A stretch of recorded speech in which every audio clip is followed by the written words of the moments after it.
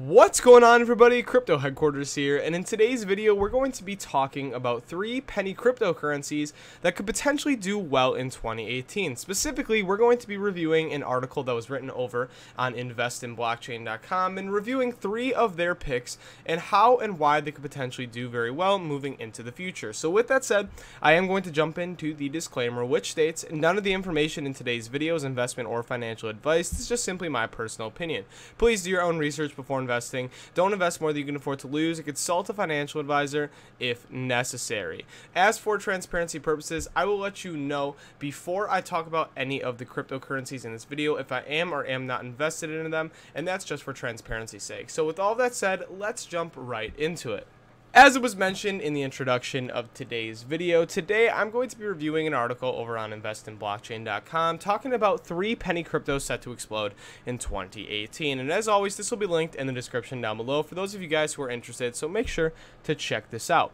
But with that said, you will notice that the title of this article is actually 5 penny cryptos set to explode in 2018, and I'm only going to be talking about 3 of them, and that's just due to the fact that there are 2 other cryptocurrencies and projects mentioned in this article that I have not done a ton of research on. I don't think I'm completely well versed in it, and I know you guys value my opinion, and I don't want to give a review or give my opinion on something that I don't fully understand or haven't done my full research on. So that's why we're only going to be covering 3 of them, because I've been around these projects for a while, or I've done enough research that I completely give my honest opinion on. So that's why we're only going to be covering 3 of 5. But with that said, let's jump right into the first cryptocurrency that they mentioned, known as QuantStamp. QuantStamp is a cryptocurrency and project focused on auditing smart contracts to make sure that the smart contracts that are developed perform their specific jobs and duties and don't have any bugs within their code. So designing smart contracts is highly complex and therefore comes with a lot of risks regarding potential bugs and vulnerabilities.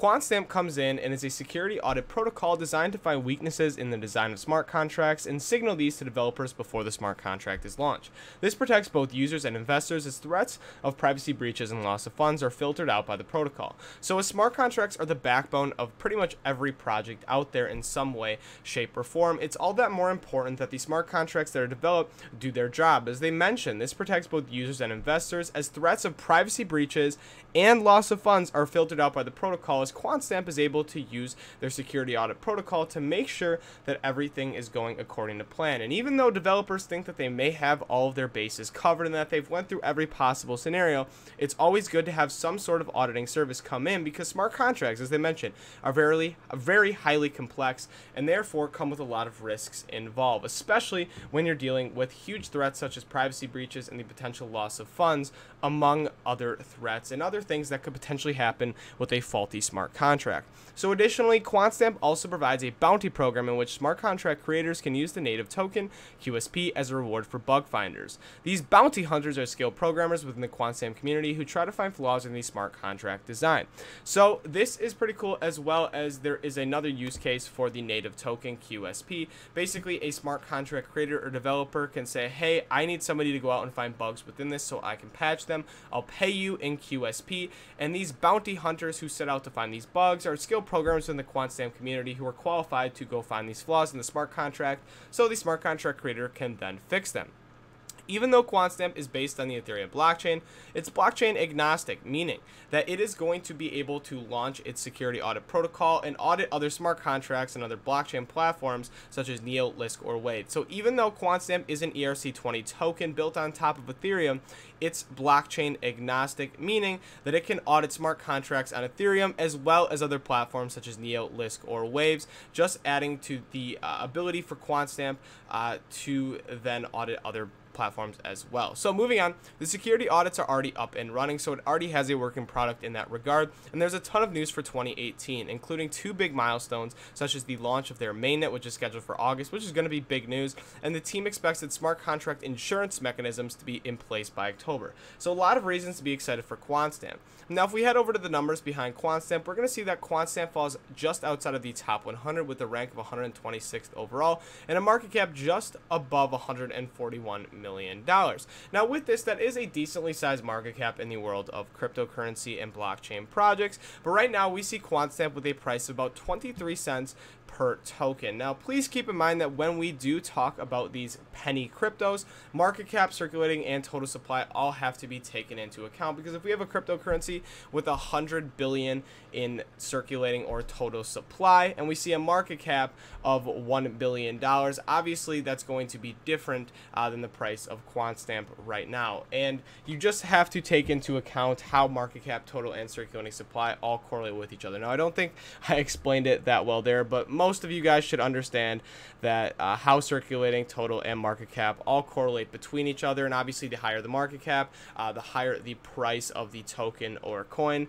But at the same time, the more circulating supply the more circulating and total supply that you have, the higher the market cap can only do so much in regards to that if there is billions in circulation. So hopefully I did a somewhat decent job of explaining that, but most of you guys should know that. Anyway, if you look at where QuantStamp was in the past, it put in all-time highs around 75 to 80 cents at the peak of the altcoin bull run, before dropping to about 10 cents moving into the month of April, before doubling to the price that we're seeing today, much like other projects in the space. So a lot of opportunity for QuantStamp in the future here. Obviously, it is a lower priced token or cryptocurrency right now, and I do think there is a huge use case moving into the future. But at this point in time, I do realize that I forgot to include the transparency statement, which states I am not invested into and I do not hold QuantStamp in my portfolio at the time making this video. I'll be saying that right away as we move into the next cryptocurrency I want to talk about in today's video, which is none other than QLink. QLink is the world's first decentralized mobile network, and this blockchain startup has committed itself to disrupting the mobile network industry by creating a new peer-to-peer based mobile network platform.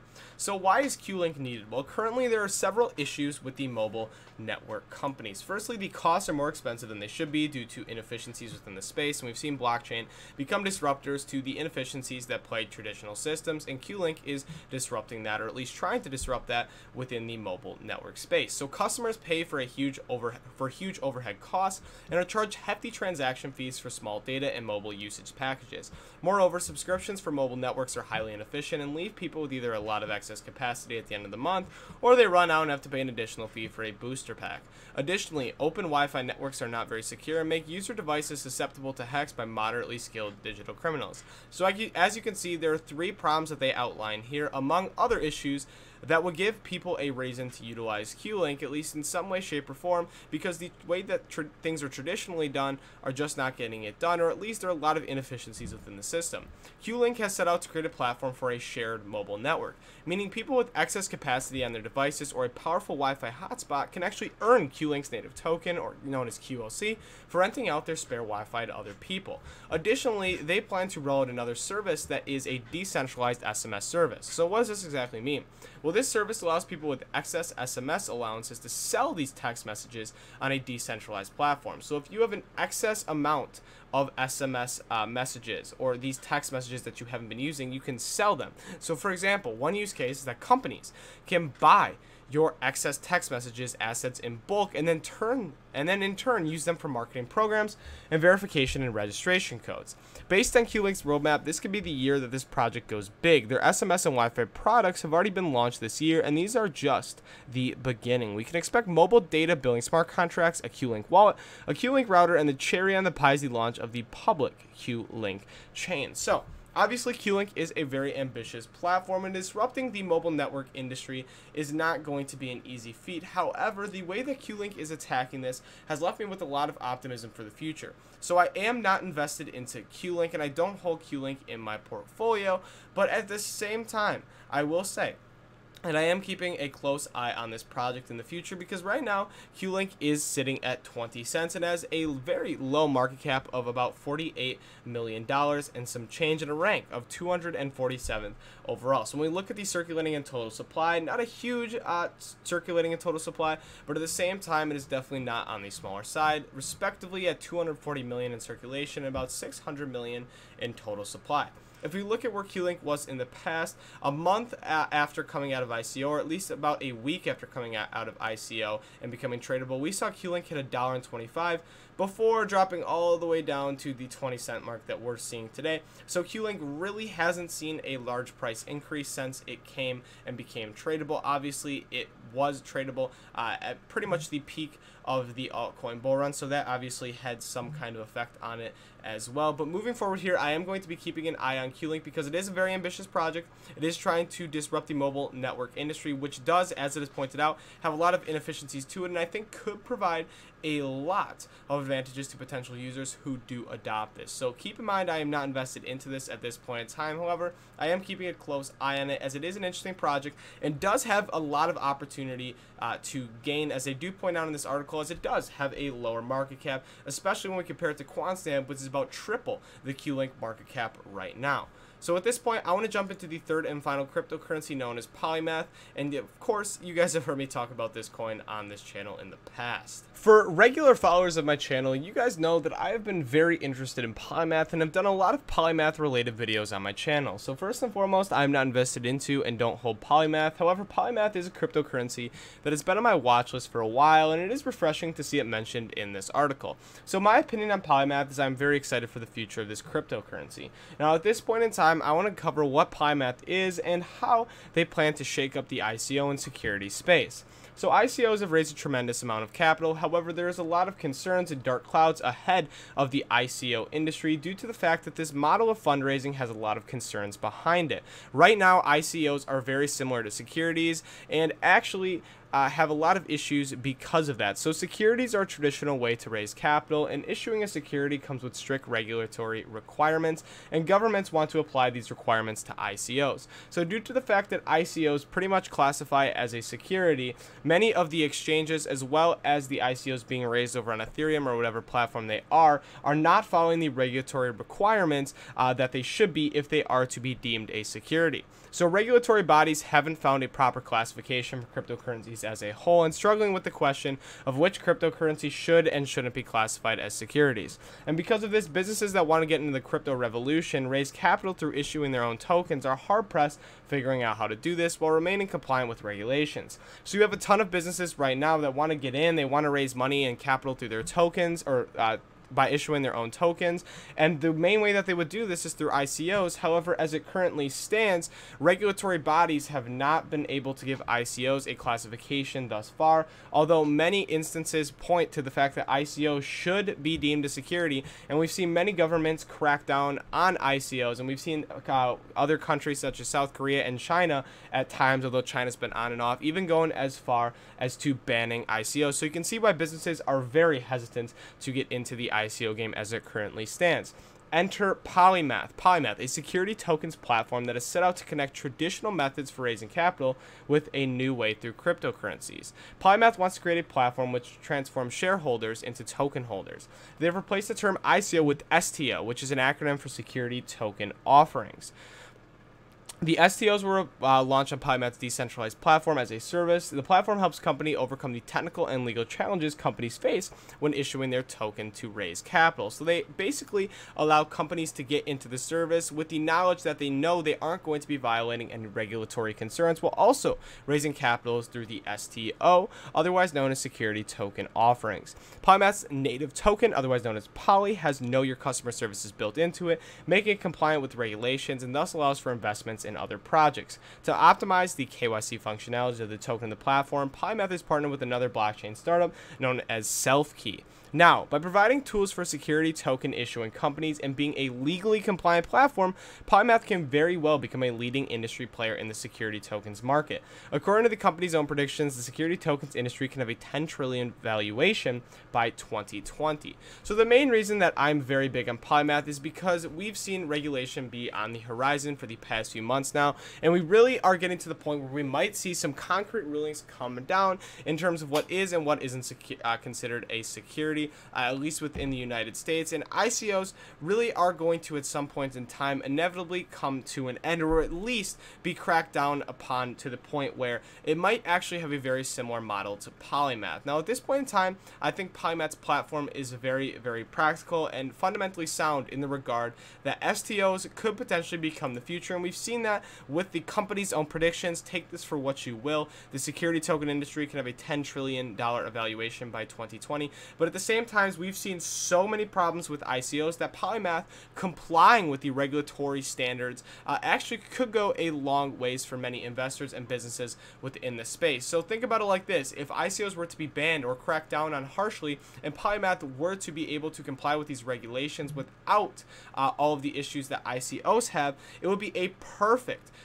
platform for businesses as well as other people that want to honestly issue token sales, and a lot of the business could go over there. So currently Polymath has the largest market cap of all of the cryptocurrency and projects that I've covered in today's video, with a market cap of just over $191 million, and has the largest total supply of about 1 billion poly in circulation that I've covered in this video. Now, with a circulating supply of 240 million poly, we've seen Polymath put in all-time highs of around $1.60, and is about half that as I record this video. So recently Polymath has been doing well, just as all cryptocurrencies have been, with the influx of new money in the space and the cryptocurrency market having a more bullish sentiment as of recently, yada yada yada. However, out of all three projects, I'd say Polymath is the one I'm most excited for in the future.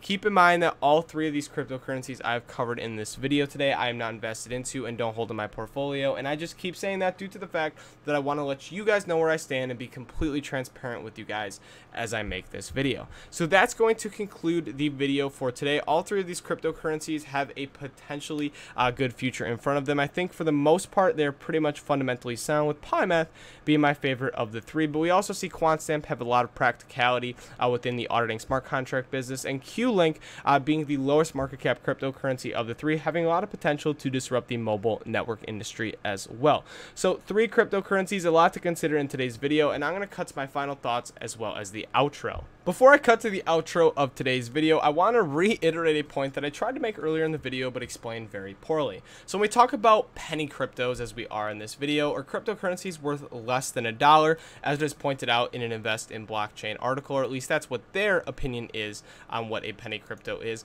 I do want to point out the relationship between market cap and circulating supply, and how you have to consider that when you're talking about the price of a cryptocurrency. So oftentimes when we talk about cryptocurrencies, or at least lower price cryptocurrencies, 1 cent, 2 cent, 10 cent, 20 cents, a lot of people get excited, or at least newer investors within the space get excited for this, because they say, oh my gosh, it's so cheap, it's going to go up in value over time. And while in a lot of situations that may be true, especially with lower market cap cryptocurrencies, when we talk about these penny cryptocurrencies, sometimes this can be misleading. What I mean by this is you have to understand the relationship between market cap and circulating supply. So over on CoinMarketCap, they explain this. So market capitalization is one way to rank the relative size of a cryptocurrency. It's calculated by multiplying the price by circulating supply. Market cap equals price times circulating supply.